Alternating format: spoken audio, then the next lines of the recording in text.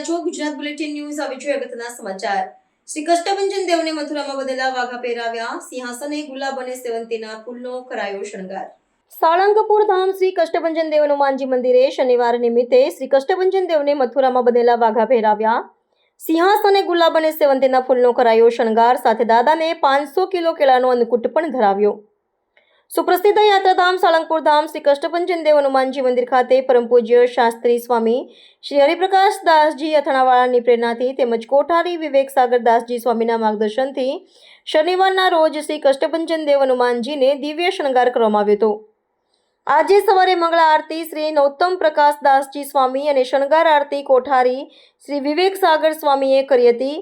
આજે શ્રી કષ્ટભંજન દેવ હનુમાનજીને પ્યોર સિલ્કના કાપડના મથુરામાં 7 દિવસની મહેનતે જરદોશી વર્કવાળા ફૂલની થીમના વાઘા અને સિંહાસને ગુલાબ અને સેવંતીના ફૂલનો શણગાર કરાયો છે. દાદાના દર્શનનો લાવો લઈને દરેક ભક્તો ધન્યતા અનુભવી રહ્યા છે. આ સાથે દાદાના પરિસરમાં આવેલી યજ્ઞશાળામાં આજે મારુતિ યજ્ઞનું આયોજન કરાયું છે.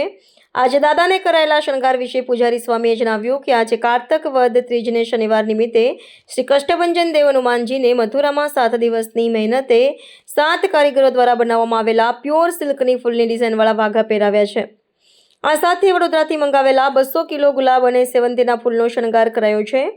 આ સાથે હનુમાનજીને 500 કિલો કેળાનો અન્નકૂટ પણ ધરાવ્યો છે. આ કેળાનો પ્રસાદ ભક્તોને અને ગૌશાળામાં ગાય માતાને આપવામાં આવશે.